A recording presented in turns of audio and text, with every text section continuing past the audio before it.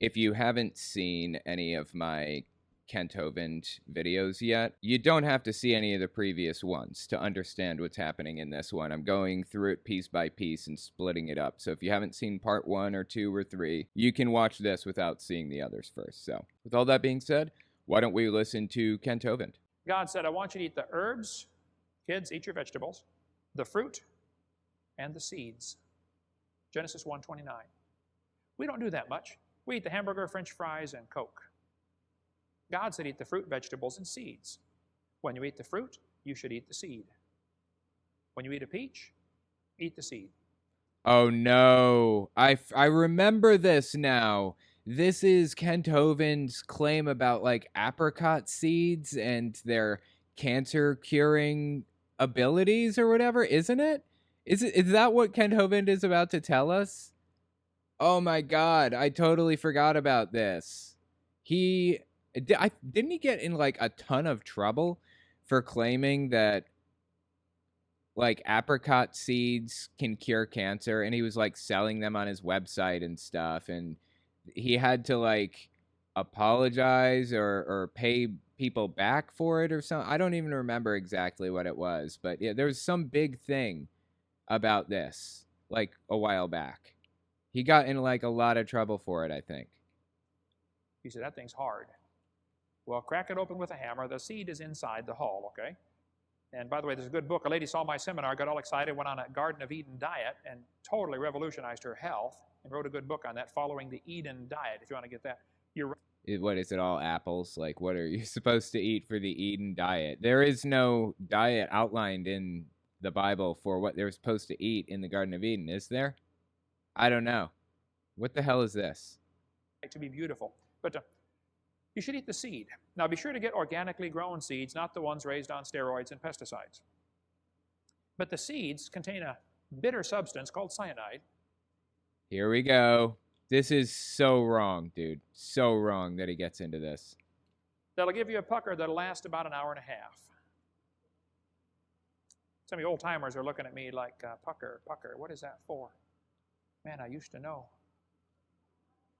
My dad says, you know you're getting old when you get all the way across the room to give your wife a kiss and then you forgot why you came. Yep, you're getting old, Dad. But these seeds contain a vitamin called vitamin B17, which is half cyanide.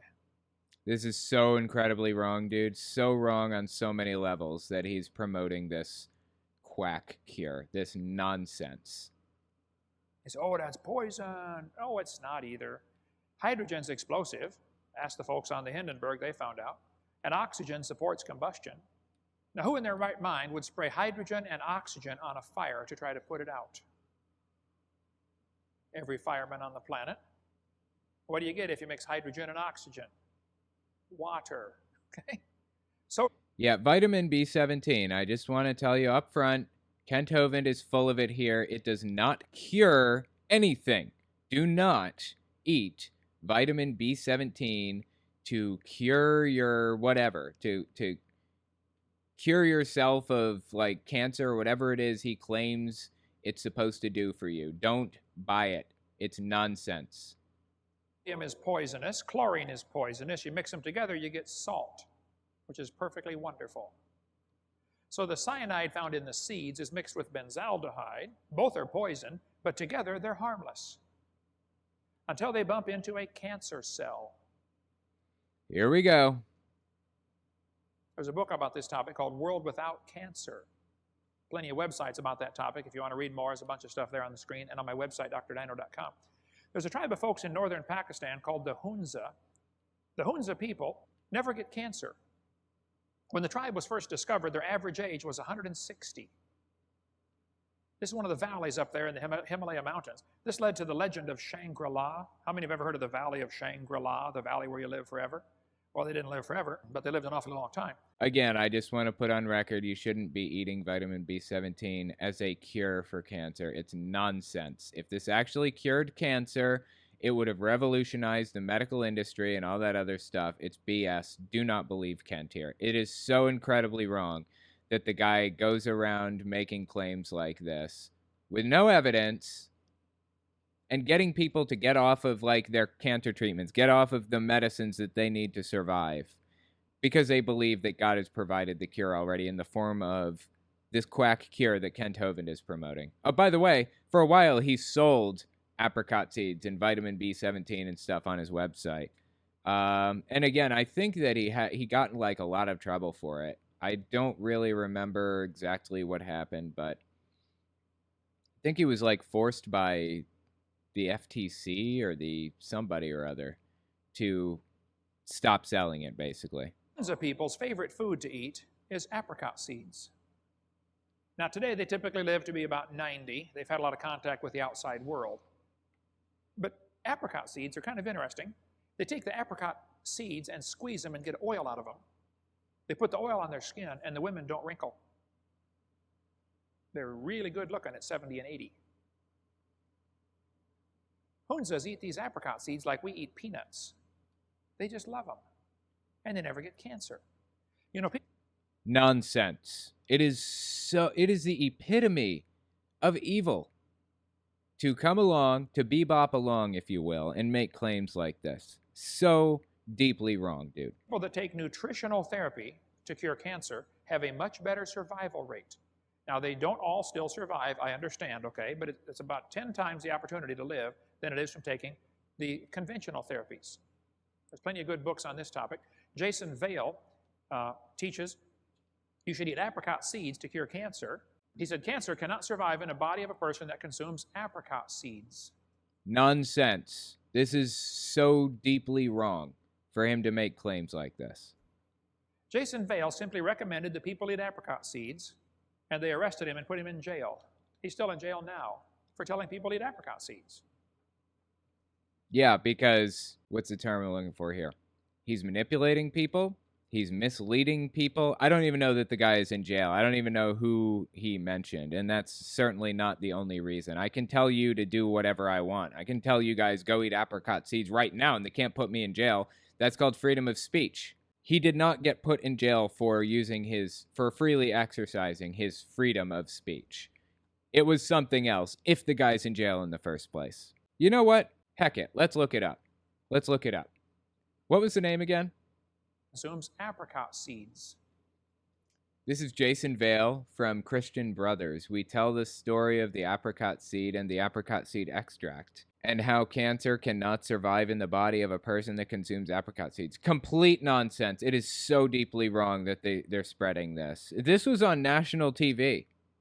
This like seminar series has an IMDb page because it was on TV. Who is Jason Vale? Washington Post. Okay. So this is a Washington Post article on Jason Vale, who appears to be the person that Kent Hovind is talking about here. New York arm wrestling legend and his mom arrested for selling apricots from God as bogus cancer cure. Okay, that's not the same as telling people we tell the story of the apricot seed, and that's what put them in jail. Two different things. For years, Jason Vale had two distinct passions, arm wrestling and apricot seeds. Sometimes they went hand in hand as the world champion chowed down on the seeds during practice matchups in his queen's basement, attributing his success to the power of the seeds. Wow. Okay. But Vale also pointed to the power of apricot seeds as the reason he survived cancer, a story he told on his website, Apricots from God, where he sold the seeds to other cancer patients for $18.95 a pound. And that's how the arm wrestler ended up in prison. Now, after allegedly refusing to stop peddling apricot seeds as a dubious answer to cancer, wow, that rhymed. Probably not intentional, but I liked it. Vale has been arrested again for the illicit online scheme, along with his mom, who allegedly assisted him in the apricot operation. Agents with the U.S. Food and Drug Administration arrested the mother and son on Wednesday at their Queens home on charges of contempt of court, alleging that Vale, 51, has continued to violate a 2000 court order that banned him from selling the seeds as a purported cure for cancer. So he could sell the seeds if he wanted. He could sell them to his heart's content. He just can't say on his website, this cures cancer. He refused to remove that from his website. This marks the second time Vail's been arrested for contempt after continuing his apricots from God Enterprise, despite warnings to shut it down. He was convicted in 2003 and sentenced to 5 years in prison for the crime. Jason and his 77-year-old mother, Barbara Vail, are also charged with introducing items into commerce by making false statements. Yeah, Jim Baker actually got in trouble in a similar way. He claimed that his colloidal silver would cure the virus, coronavirus. He actually claimed that it would cure coronavirus and got in all kinds of trouble. He was court ordered to pay $156,000 back to the people who bought it or something like that, I think. And so as far as I know, Jim Baker actually did end up paying that back. By the way, this article came out in 2019. So Kent Hovind's talking about his 2000 court order to stop selling the seeds. But the guy has apparently been convicted of it again as of 2019. Wow. Let's listen to this whole section one more time. Than it is from taking the conventional therapies. There's plenty of good books on this topic. Jason Vail teaches you should eat apricot seeds to cure cancer. And he said cancer cannot survive in a body of a person that consumes apricot seeds. Nonsense. And it's so deeply, deeply wrong for him to spread such a nonsensical quack cure. So deeply wrong, dude. Jason Vail simply recommended that people eat apricot seeds, and they arrested him and put him in jail. No, it was more than that. He didn't simply suggest that people do it. He claimed falsely that it cured cancer, and he was selling the seeds to people. That's actually what was happening. That's what got him put in jail. It was a contempt of court charge. He's still in jail now for telling people to eat apricot seeds. Yeah, I guess he got out of jail, according to the article that we just read. He got out and eventually went back, surprisingly. 2019, I believe, he went back. Play stupid games, win stupid prizes, right? Because the FDA wants people to take drugs to get well, not seeds to get well, because they can't regulate seeds. They can't. There's so much wrong with this. This is so many levels of ridiculous and messed up, dude. Make money off of it. It all goes back to money, follow. You know what would be fascinating and heartbreaking? I don't wish death on anybody. Don't wish death on anybody, period. But it would be absolutely fascinating if Kent Hovind got cancer. And after listening to this, again, I don't want that to happen. But the irony would be thick. The Yellow Brick Road, the money trail. For years, sailors died of a horrible disease called scurvy. That's right. Interestingly enough, the cause of scurvy is not having enough citrus in your diet, basically. And eventually, they discovered that if you send lemons on the boat with people, then it alleviates the symptoms of scurvy. So they made this stuff is basically like a lemon mash or whatever. It was like a liquid. You're supposed to drink this lemon stuff, and that actually resolved the problem of sailors getting scurvy in the ocean. Scurvy is an absolutely ugly illness. Ugly illness, man. It is terrible. You can read sailors, and you can read what sailors had to say about it and what it was like dealing with scurvy. It's truly, truly terrible stuff. The British Navy lost 1 million sailors to scurvy. Does anybody know how they cured scurvy? Vitamin C. That's right. Yeah. That doesn't mean that apricot seeds cure cancer. They're two totally different things. Scurvy and cancer are not the same thing. I don't know if you realize that or not, Ken. They didn't even know about vitamin C. They just knew if you eat limes, you don't get it. They called them the limeys, didn't they? Take limes on board. Yeah, that's correct. He is correct about how scurvy was cured and discovered and all that other good junk. Yeah, it's a really interesting story in my opinion. Many diseases that we get today are caused by a deficiency of a vitamin. It's not what you're eating that's killing you. It's what you're not eating that's killing you.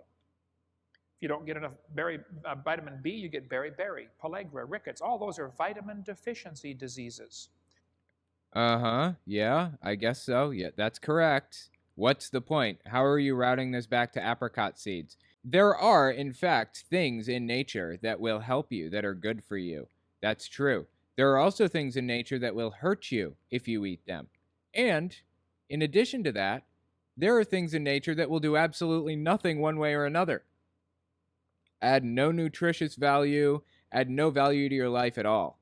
So I'm not sure what you think you're getting at by pointing all of this out. Apricot seeds don't cure anything. Yes, vitamin C cured scurvy. Yes, that's correct. Scurvy is not cancer. Apricot seeds are not vitamin C. Like, I don't know what apricot seeds are not limes. I don't know what you're getting at. The Bible says God gave herb for the service of man and bread to strengthen man's heart. Did you know bread used to strengthen your heart? But keep in mind, the love of money, root of all evil. They learned years ago if they take out the vitamin E, the lecithin, and the omega-3 fatty acids, they take them out of the wheat, make the bread with white flour, the bread lasts for months. But the people started dying of heart attacks and strokes and circulation problems. See, it's a simple formula. The whiter the bread, the quicker you're dead. Yeah, I'm not really buying this. I don't know what he's talking about, but okay, go on, I suppose. Now, it's not the white bread that's killing you, it's what's not in the bread that's killing you. See, God made bread to strengthen your heart, and if you eat, remember the Bible talked about our daily bread? But people who were making bread to sell got tired of having half of it go bad on the shelf where they couldn't sell it, so they had to figure out a way to make the bread last longer to increase profits. It all goes back to money. Follow the yellow brick road. God, he is such a conspiracy theorist at heart, isn't he? Jesus Christ, dude. Come on. Give it up, man. There are two philosophies of health. One is based upon evolution, which says your body is nothing but chemicals that got together by chance over billions of years, so to treat diseases, you add more chemicals. It's called drug therapy. If you have a...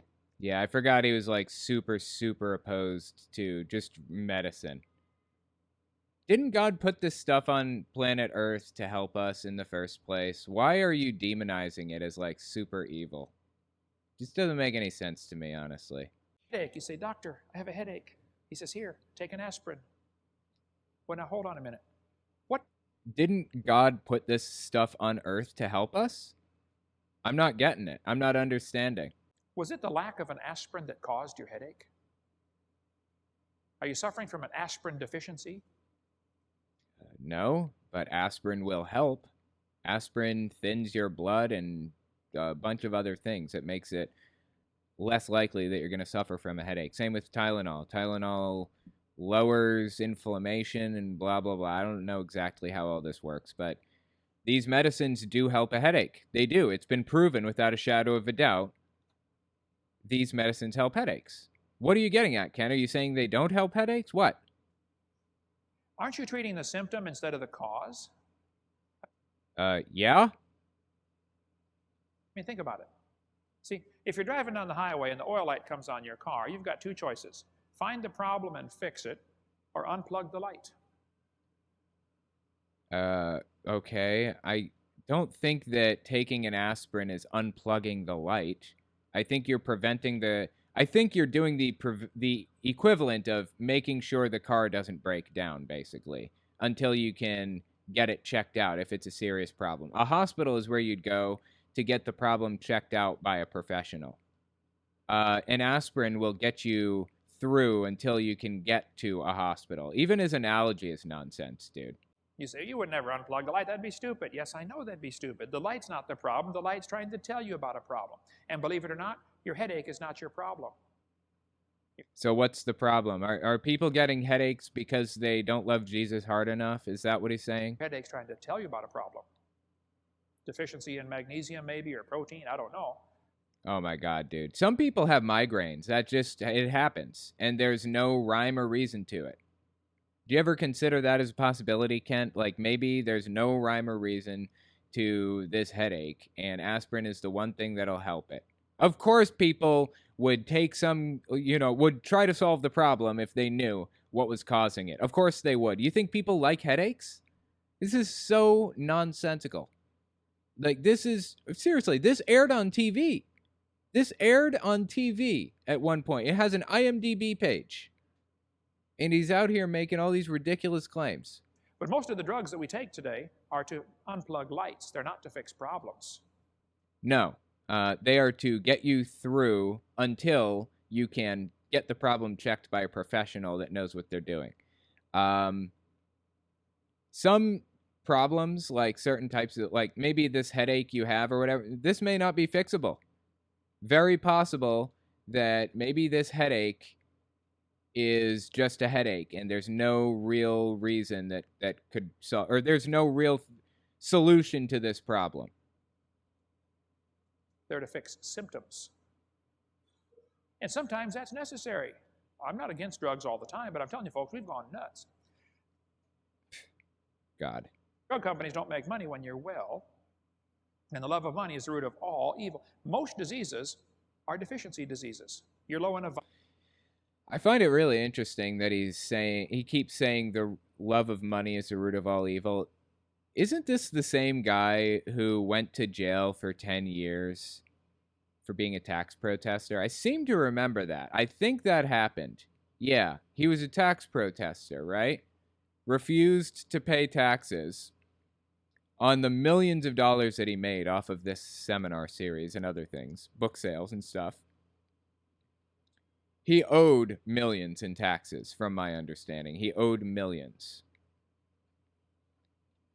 And he went to jail for 10 years because he tried to, like, when he was caught by the IRS, I'm assuming they probably, like, gave him a number and said, you owe this much in taxes, pay it or else. And, that's part of living in a society, man. You have to pay taxes. That's just what it is. I know that you don't like that. I know some people don't like that. They're not fans of it, but that's the cost of living in a society. Guess what? I live in New York City, and I have a subway system out here that I use, and I pay taxes for that. Kent Hovind refused to pay taxes and bought into all of the pseudo-legal ploys that sovereign citizens use to get out of paying for taxes. Like, there was a claim going around for a long time that you didn't have to pay taxes if you don't start. So the first time you pay taxes, you're basically agreeing that you are going to pay for the rest of your life. So if you never pay taxes in your life, then you never have to pay taxes in your life. That's the claim. It's false. A lot of the pseudo-legal strategies that sovereign citizens use to avoid paying taxes are false, and they're nonsense from top to bottom. Simply not true. And Kent Hovind bought into a lot of it and learned the hard way that they're not true. It doesn't work. And he went to jail for 10 years for it. After he didn't pay his taxes, I'm assuming the IRS probably gave him a number and said, look, you need to pay this amount. You owe us like $1 million something, right? I'm guessing he went to jail afterward because he tried to cover it up. He tried to cover up his assets and tried to sell it all off and take the money and hide it and all this other stuff. Like, if you just cooperate with the IRS and do what they're asking you to do, then it's very unlikely that you're going to be going to jail over anything. Just pay what you need to pay. But he refused to. He refused to cooperate, even in the most simple ways. He refused. Vitamin or a mineral or an oil. There are 16 vitamins, 60 minerals, and 3 oils your body needs every day. Just give it plenty, okay? There's a good book by Bill Sardi, a friend of mine in California, called The Power of Healing, The Power of God. We're out of it on the table, but you... God, I would love to, maybe I should look this book up and read through it, like an Atheist Reads series or something. That could be pretty interesting, right? You can order that if you want to study more on health, or get his other book, The Bible Prescription for Health and Longevity, by Bill Sardi. And before you get excited about them putting fluoride in your water, you might want to read about the truth behind fluoride.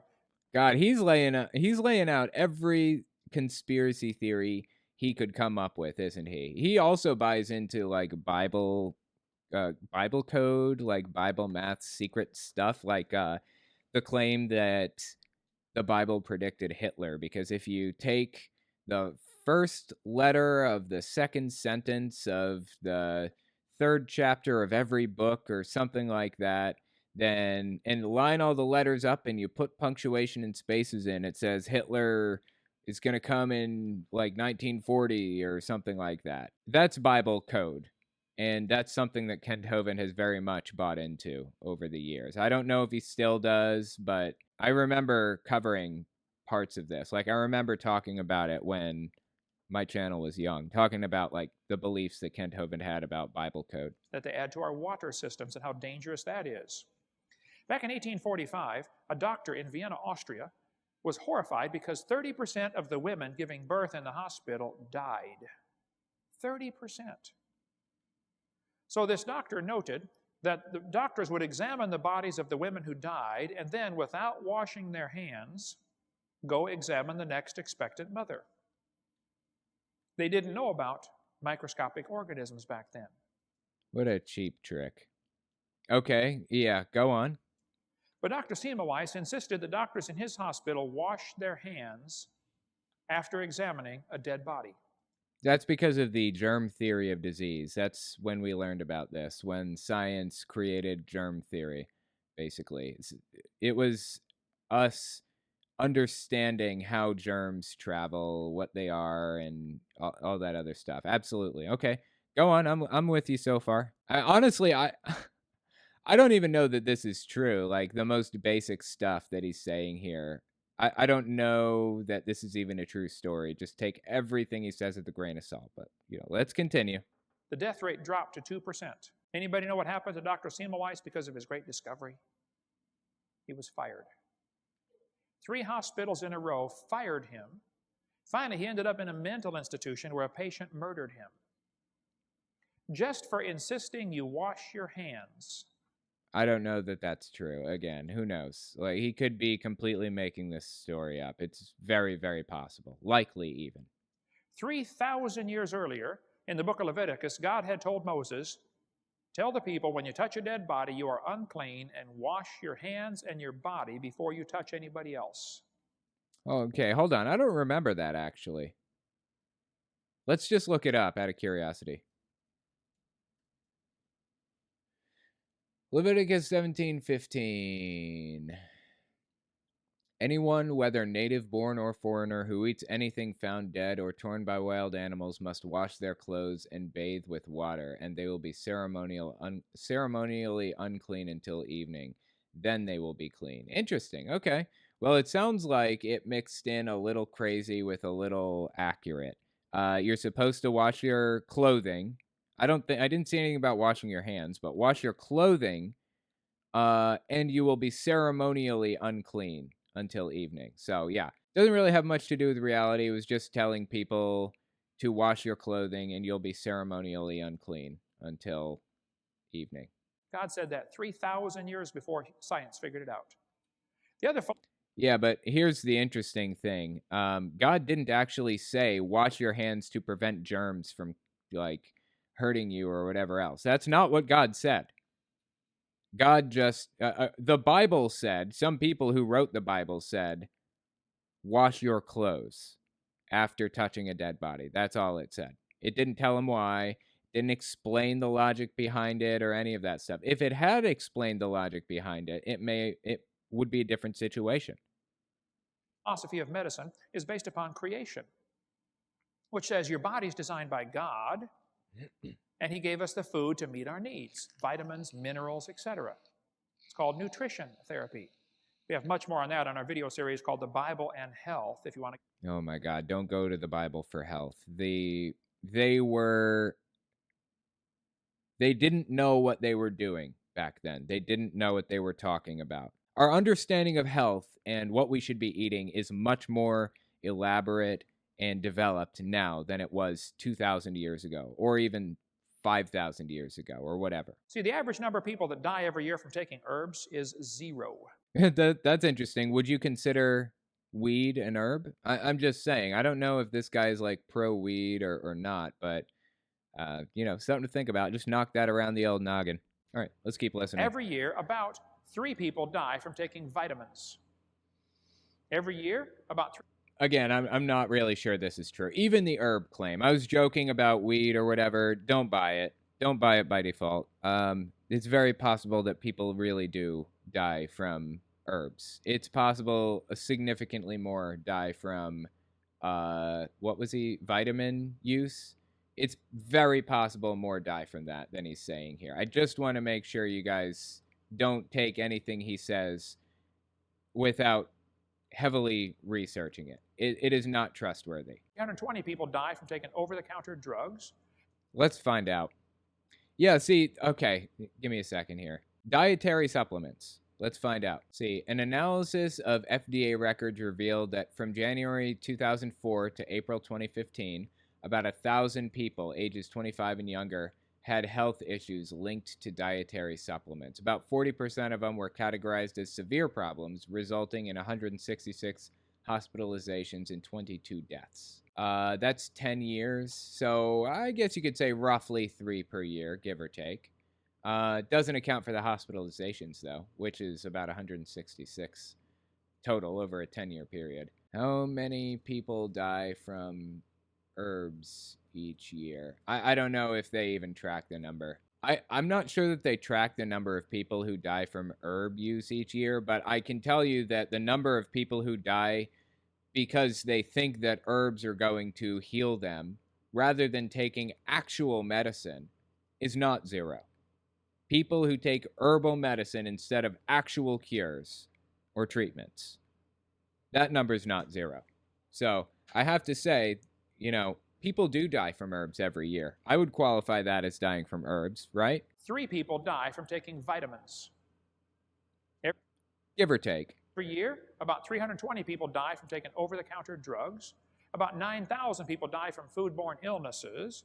And every year, 90 to 110,000 people die from taking correctly prescribed drugs. That all may be true, but the reason why so few people are dying from supplements like vitamins and herbs, and so many are dying from prescription medicine, is because we know prescription medicine actually accomplishes something. Herbs and vitamins don't actually accomplish anything, or they don't cure you like Kent Hovind is claiming that it does. I mean, he's straight up saying, if you take apricot seeds or vitamins or whatever, it will cure your cancer. That is what he's saying. Those are the words that he said. I mean, honestly, it doesn't get much lower than that to say something like that, but that's beside the point. That's why people are dying from prescription medications at a faster rate than they're dying of supplements, because prescription medications actually have a real, tangible effect. They actually do something for you. So people are taking a lot of it so that it can help them, so it can cure them of various ailments. You don't take vitamins and expect it to cure your cancer. Well, Kent does. This is not... I would love to see... Well, you know, I can't say it. I don't want Kent to die. I don't want anybody to die. I don't revel in anyone's pain or suffering or anything. But I am very curious to know if Kent would use his little apricot seed cure if he got cancer. I'd be willing to bet he doesn't. 110,000 people die from taking correctly prescribed drugs. This is not counting the incorrectly prescribed. This is those that they told you to take, and you took it and you died. Twice as many as died in the Vietnam War in 10 years die every year from taking correctly prescribed drugs. There are also 2 philosophies of government. We get into more of this on video 5, but one's based on evolution, which says laws come from man's opinion, the rights are granted by the government, and the government should be the all-powerful provider with welfare and everything else. It's called a democracy. Democracies are dangerous forms of government. Oh my God, dude. This is really interesting to listen to. Check this out. So, wow, democracies are dangerous forms of government. This is all the way back in 2005. This is super interesting. All right, let's listen to this again. Which says laws come from man's opinion, the rights are granted by the government, and the government should be the all-powerful provider with welfare and everything else. It's called a democracy. Democracies are... Well, you know, democracy has nothing to do with welfare state. Like, you can have a democracy without having a welfare state. Jesus said that we should take care of the poor, right? That is exactly what Kent Hovind is describing here. That's what a welfare state is supposed to do. Take care of the poor. I find it so fascinating that he found a clean little excuse to get out of taking care of people. Isn't that something? Dangerous forms of government. They always become dictatorships. And they also always talk about this, universal health care. Well, 70 to 80% of all health care costs in America are from self-induced problems. What? Self-induced problems? 70 to 80% of healthcare costs in America are from accidents and illnesses like smoking, drinking, driving drunk. Wow, dude. Yeah, here's the thing, Ken. It doesn't matter. It doesn't matter if it's self-induced or not. We live in a society that has alcohol, that has cigarettes, that has accidents. We get accidents. There are drunk drivers and things like that. These things happen, man.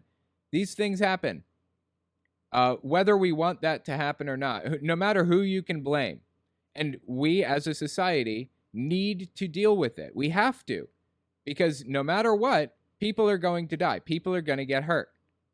We have to deal with it. It's not only the ethical thing, the moral thing, but it's part of living in a society. It's part of running a government. You have to take care of people who are sick, who get hurt. You have to. And right now, we're paying like an obnoxious amount of money for healthcare. The government alone is paying an insane amount of money to treat people. If we had single-payer healthcare, that we would pay significantly less than we pay right now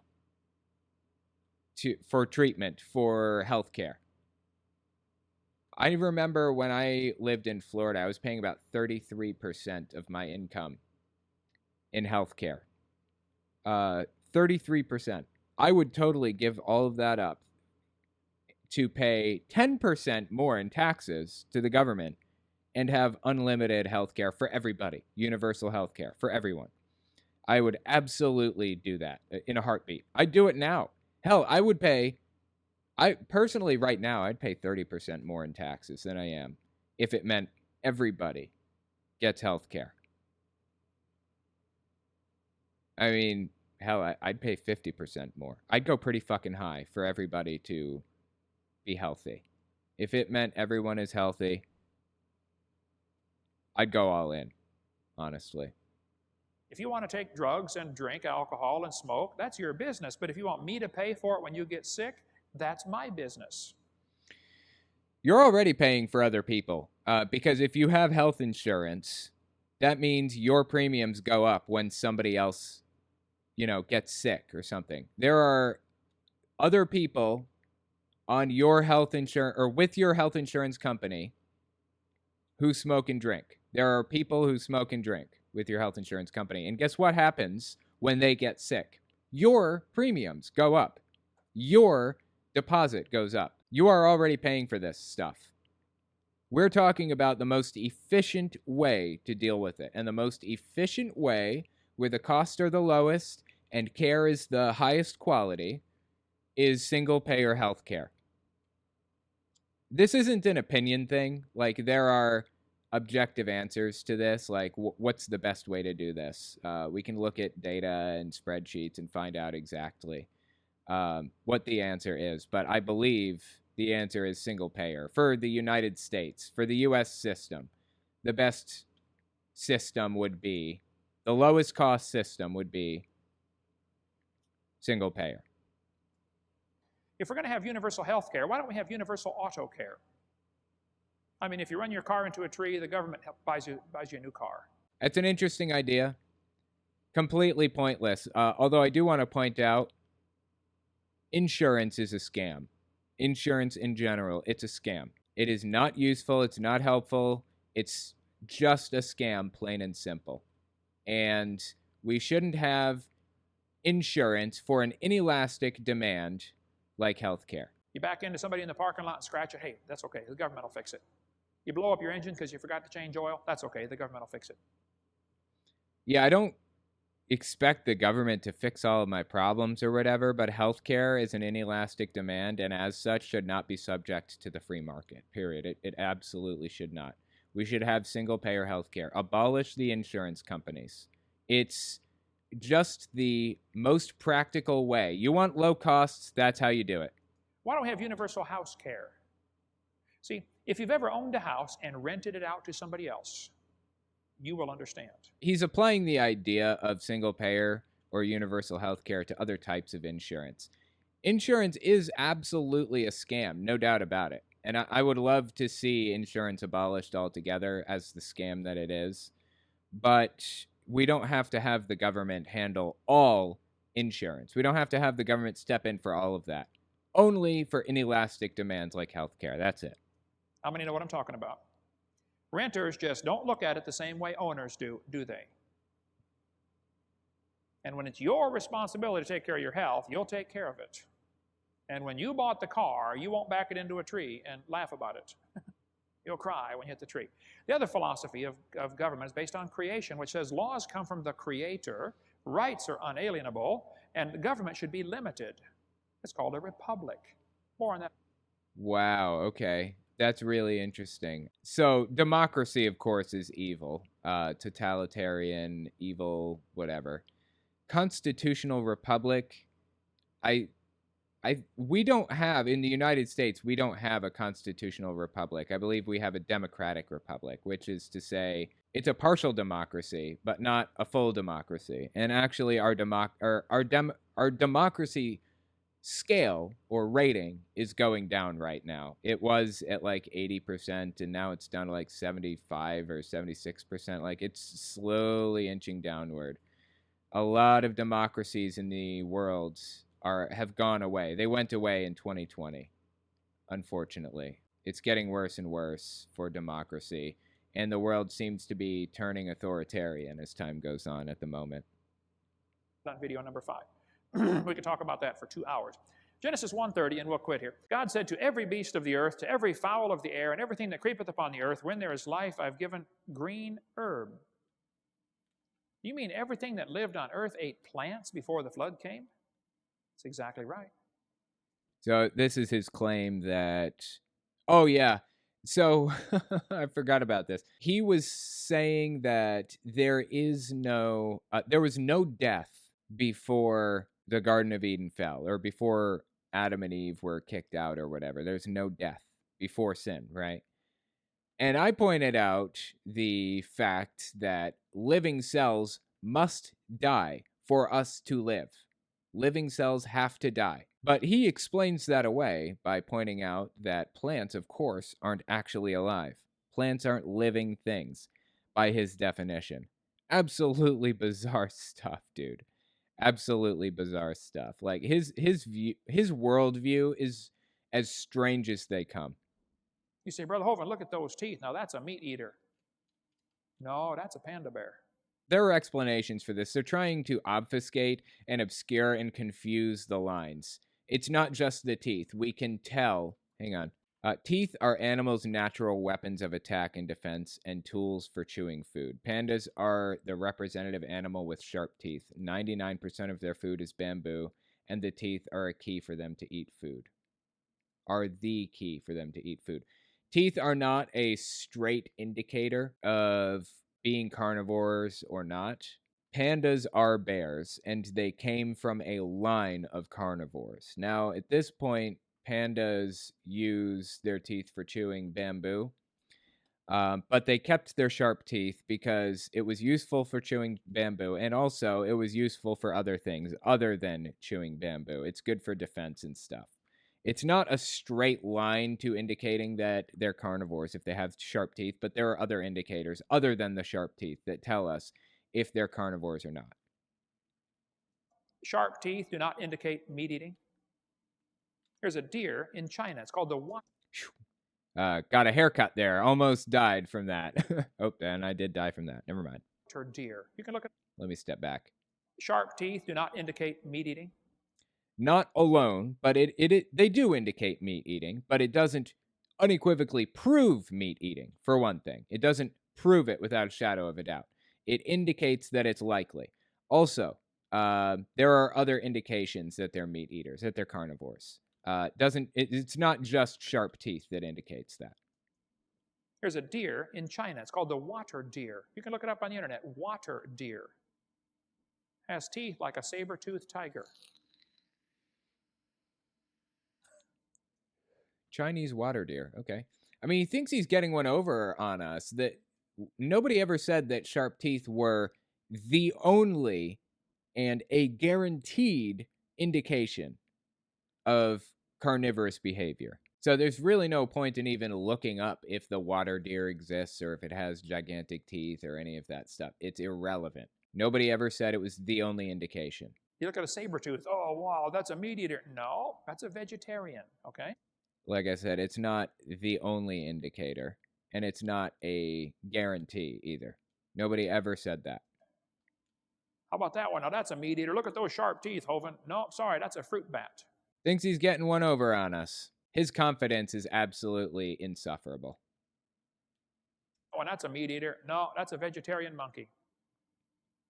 There's a lion that refused to eat meat all of its life. Lived to be 11 years old. It was used in movies as an actor. Finally got killed in an accident on the movie set. Refused to eat meat of any kind.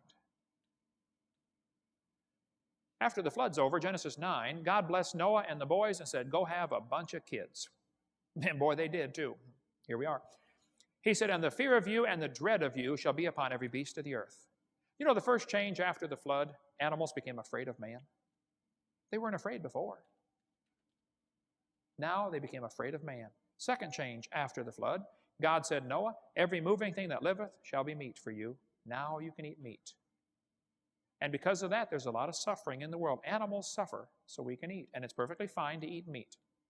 But God made a perfect world, and man destroyed it. Man brought death and sin into this world. Paul said, for I reckon, that proves he's a Southerner, that the suffering Oh my God. of this present time, is there suffering in the world today? Lots of it. The whole world's filled with groaning and travailing and pain. Charlie Darwin said, I'm bewildered. I had no intention to write atheistically, but there seems to be so much misery in the world. Charlie couldn't understand why God made a world with suffering. Charlie? Yeah, I mean, hell, good point. Why did God make a world that was filled with suffering? Strange stuff, man. Strange stuff. God didn't make a world with suffering. Well, here we are, and God's in control. I mean, isn't he all-powerful? Can't he make decisions for everybody, right? Can't he snap his fingers and eliminate suffering completely? Isn't that within his power? I'm not getting it. Why doesn't he just do that? But Charlie Darwin thought, from the war of famine and nature and death, war of nature was from famine and death, the most exalted object we're capable of conceiving. Wait a minute. Charlie, are you saying that war and famine and death is what exalts us to a higher level? No, all right, let me just step back and read this again. Is this even a real quote? It may not be. Charles Darwin, The Origin of Species. Let me just look it up, because he does have a tendency to just make this shit up whole cloth. Let's see. Okay, I got a copy of the book here. I actually have a physical copy too. Page 243. Are there 243 pages in the book? Yes, there appear to be. Hold on, I'm looking. I think I'm in the table of contents of the book at this point. Yeah, I am. I'm in the table of contents of this book.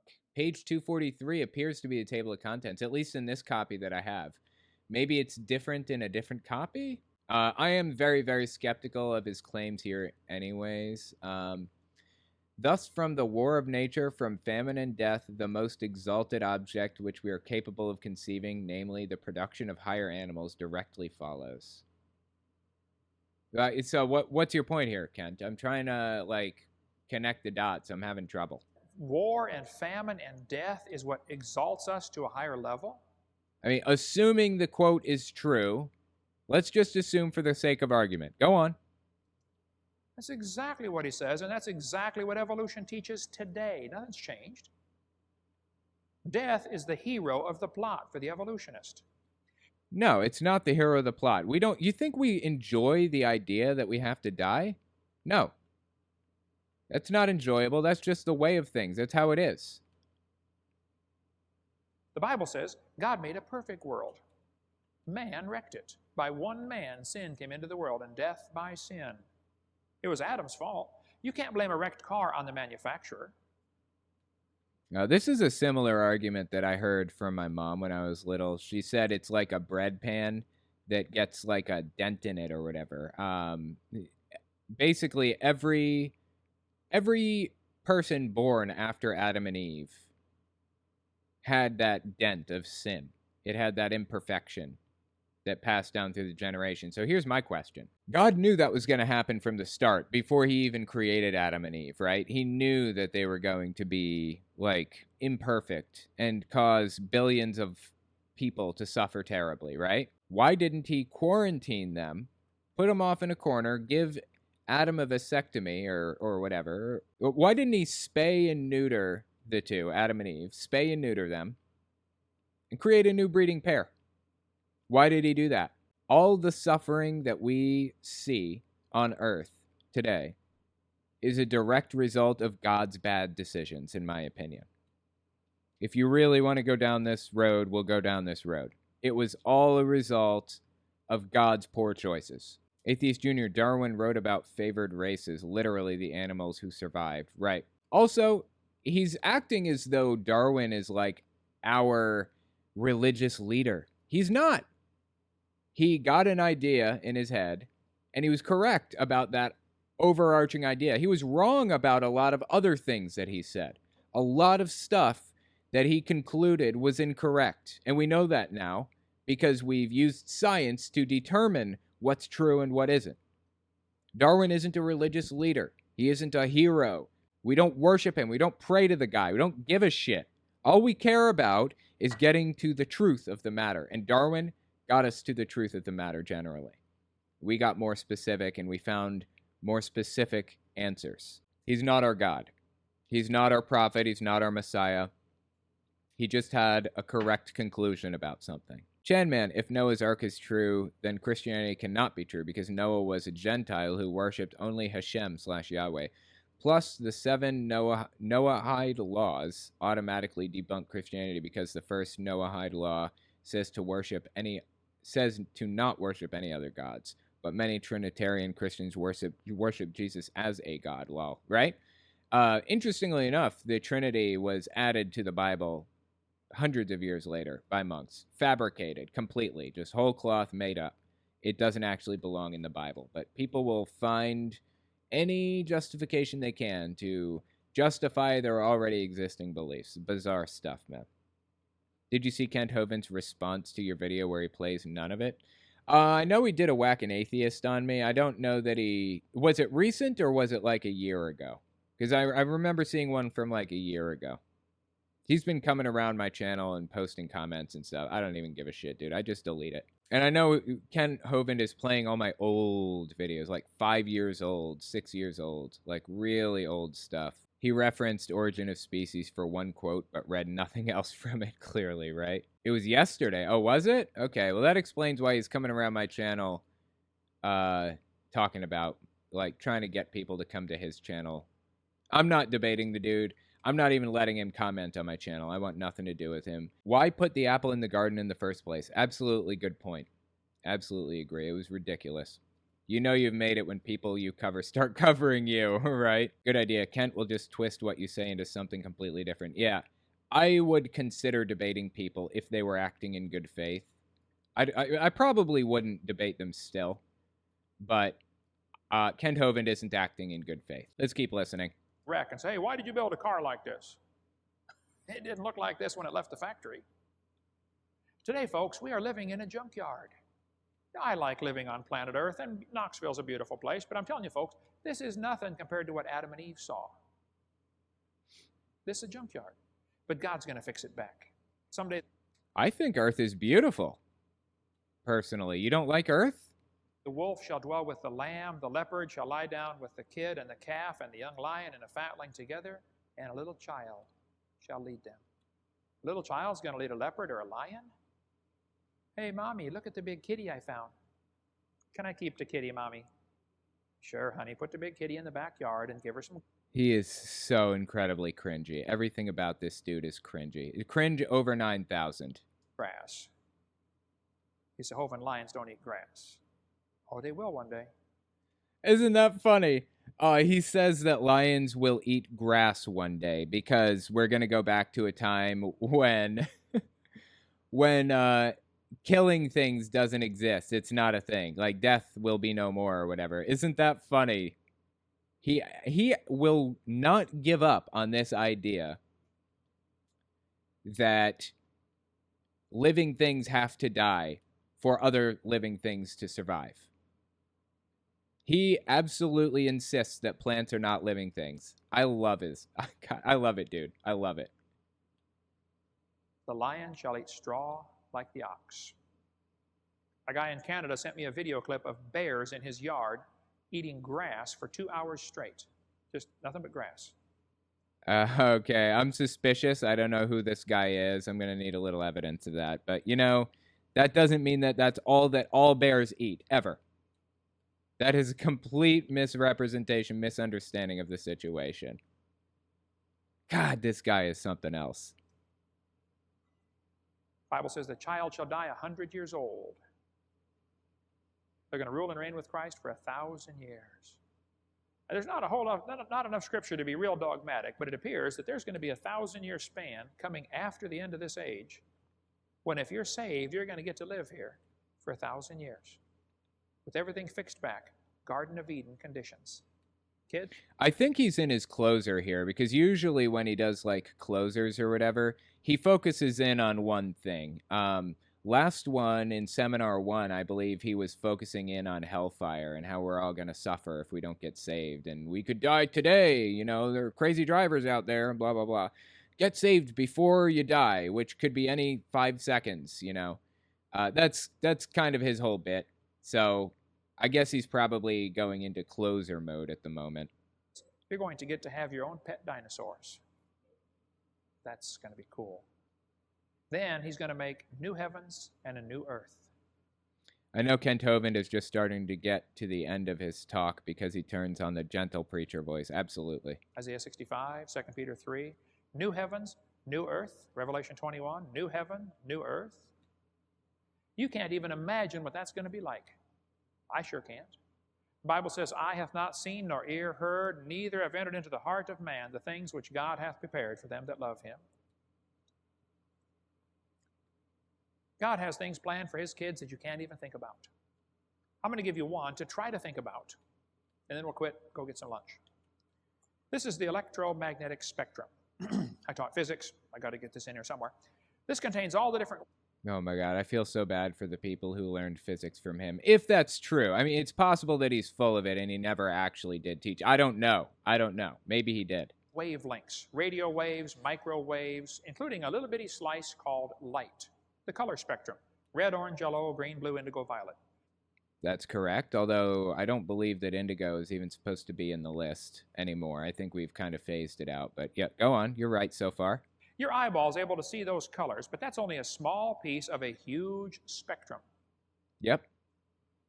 Suppose God gives us new eyes when we get to heaven, and we're able to see the entire spectrum. That means there'll be brand new colors. No, I don't think we would view it as colors. It's like the other spectrum is like X-rays and stuff. Not new shades of these colors. I'm talking brand new colors. That's why heaven... No, it doesn't really work that way. Oh God, I'm gonna die. Oh God. Okay, we're good to go. Yeah, it doesn't really work that way. I'm not sure what he's getting at here. I think it's just a misunderstanding of the light spectrum and what you can expect from seeing more of the light spectrum and stuff. I mean, we can take a camera and we can shine, or we can look at the other things on the light spectrum. We don't have to, like, wonder what X-rays look like. We know what X-rays look like because we can, like, shine X-rays on a certain type of medium and see what it looks like or whatever else. It has to be so large. It's for the women's closets. Oh, please, dude. Women's closets. Hold on, I gotta step back and listen to this one more time. I know it's gonna be cringy. Spectrum. That means there'll be brand new colors. Not new shades of these colors. I'm talking brand new colors. That's why heaven has to be so large. It's for the women's closets. My wife's going to say, honey, does this go with this? I'll say, dear, I couldn't figure it out back on earth. She has to number my ties to go with my suits because I don't know what goes with what. Second. Wow. His wife numbers his ties to go with suits because he doesn't know what goes with what. That is just, I don't even know where to go with that. I don't care. I just want to get dressed. Would you lay it out, please? Anybody else feel that way about it? Say, I don't know what goes with what. Just put it together for me. Amen. There you go. Wow, man. I don't even know what to say about this. Like, the guy, so many undertones of misogyny here. Like, what do you even do with this? Your mom or your wife says, that doesn't match. Your mom! Well, how am I supposed to know? You know, where's the rule book on that, huh? Hey, suppose we get to heaven and God gives us new eyes that can see the whole spectrum, and we'll be able to see the sounds coming off the musical instruments. Sound waves are not light.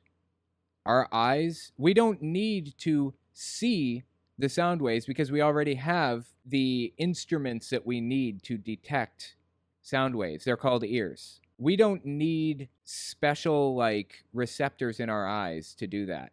Our ears work just fine. The sounds coming off the musical instruments. Right now we can only hear them. What if you could see them? Or smell them? Okay, these senses are completely separate from each other. They don't, like, operate the same way at all. So, not sure how he thinks that's going to work. It betrays a complete misunderstanding of science entirely. Doesn't seem to understand how science works at all. C major diminished. Play it again. He doesn't seem to understand how the senses work. What if we get new ears that can hear the whole spectrum? What if you could hear the colors? Or smell them? Or taste them? Blue. Wow. We've only got 5 senses, folks. Maybe there are more. But if God just took these 5 and expanded them to the max, we would spend forever walking around heaven going, wow. Have you smelled that? Licked that? What? Yeah, this is kind of calling back to the old idea, the old myth, the falsity that we only use 10% of our brains. That is incorrect. It's a really common misunderstanding. We don't use 10% of our brains, and there won't be a time when God increases our brain capacity to 100% or whatever else. It doesn't work that way. Maybe we only use like 10% at a time, but it's not like we just simply don't need certain parts of it at certain times. He's kind of calling back to that falsity. Oh. My first computer was an IBM XT8088, 4.77 megahertz. 8088, yep, absolutely. I know what he's talking about. Old school computer. It's pretty cool. When you told it to load a program, you might as well go get lunch and open the mail and take a nap because it's going to be a while. How many had one of those old-time computers? We've upgraded. My computer sitting here now is a Pentium 4, 3.4 gigahertz with hyperthreading, 60 gig hard drive, 2 gig. Hyperthreading, that's interesting. 3.4 gigahertz, that's very impressive for the time, actually. Hyperthreading is this thing where we didn't have, like, multi-core CPUs yet, or they weren't common, or they were really expensive, I don't know. So what they do is they would basically simulate multiple cores by splitting the processor in half on a program, like on a programmatic level. They would split it in half. So hyperthreading was kind of like that, fascinatingly. But anyway. RAM, the same programs run, but they're much faster, and they're in color. That's called a systems upgrade. Did you know if you like living in your body with the sights and sounds and tastes of this world, wait till you get to heaven. You're headed for a systems upgrade that's going to blow your mind. The only question is, are you going? Paul said, I knew a man in Christ 14 years ago who was caught up to the third heaven. I think he's talking about himself. I think he actually died and was caught up to the third heaven. And he heard things that we're unspeakable. You can't even explain it. Hey, could you explain colors to a blind man? Try it sometime. Can you explain sounds to a deaf person? Just try that sometime. Yeah, he's trying to entice you, I guess. So the last seminar episode that he did, he was trying to scare the shit out of you by saying, you're going to go to hell if you don't get saved, so get saved immediately. This one, I guess he's trying to draw you in and make you think that you can be saved or whatever else and have all this cool, fun stuff to do when you get to heaven and blah, blah, blah. Yep, just the same old manipulation tactics that I've come to expect from Kent. Can you explain heaven to an earthling? Can't be done.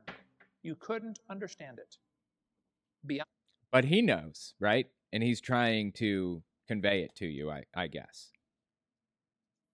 Beyond your capabilities. But boy, for the rest of his life, when Paul came back down, he was anxious to go back to heaven. He told the Philippians, I've got a desire to depart and be with Christ, but I'll stay here because you need me. Paul would go to town preaching, and they'd say, Paul, if you don't knock off that preaching, we're going to kill you. Really? Give me your best shot, man. Let's go. Yeah, see, this is one of the more interesting things to me. Why do they care if they die? Like, because they're going to heaven, right?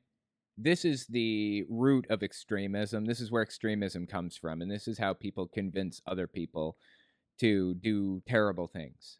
They know that if they do these terrible things in God's name, they will make it to heaven. So they, these bombers or whatever else, they'll go down and do something really terrible in God's name, and they know that they're saved. It's a disturbing mindset, honestly. It really is.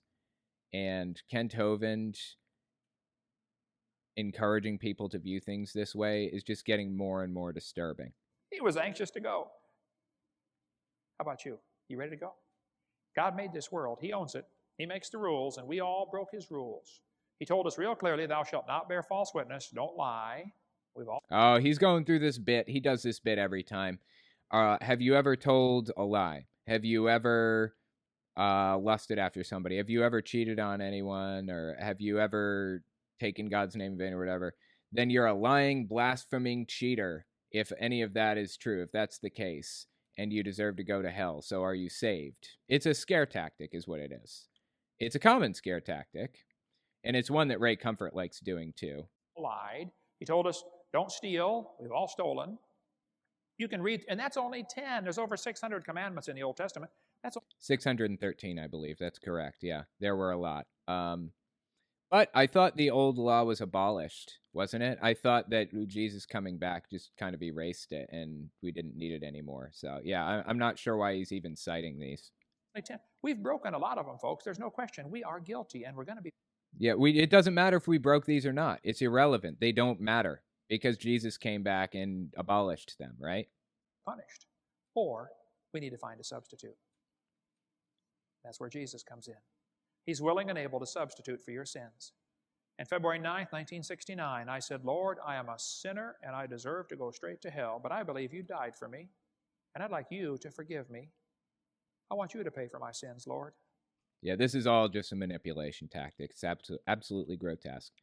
So that was seminar number 2. That's the end of seminar number 2. What do you guys think? Do you think that this guy really believes the nonsense that he spreads? Or do you think that he really does understand evolution and recognizes that it really is real, and he's just spreading it to fulfill his own ends, to line his own pockets? Is that why he's doing this? It's hard to tell with some of these people. I honestly think Kent Hovind is a true believer, but it doesn't really matter anyways because he's lying about it. He's not telling the truth. I think he understands evolution perfectly well. So would he follow my God if I won up the promises somehow? That's a good question. And which God? Like, he's doing the old Pascal's wager here. You're claiming that you go to hell if you don't believe in God, and you go to heaven if you do. If you do believe in God, you get rewards. If you don't, then you get punished. It's worth it to believe. That's the idea. Except which God is real? They're self-contradictory. They're mutually exclusive gods. You can't believe in all of these ideologies simultaneously. Which God's real? Which one should I believe? The religious claims he believes them 100%, saying shit like, you think you came from a rock? He's just making fun of people. Yeah, that's true. But does he accept evolution? Do you think he must understand how evolution works, right? That's really the question. Does he understand how evolution works? It seems to me that he should at this point. He accepts microevolution. Well, if he accepts microevolution, then he accepts evolution. All you need is like a longer period of time for it to work. I've watched a ton of Kent Hovind videos, and he really doesn't understand evolution in a scientifically accurate way. He gets natural selection. That's about it. That's what I was wondering. Does he not understand it, or does he pretend to not understand it? Do you think do you think he really doesn't understand it? He certainly knows he's lying about some, or he wouldn't use these piss poor sources, or just fake sources, straight up fake sources sometimes.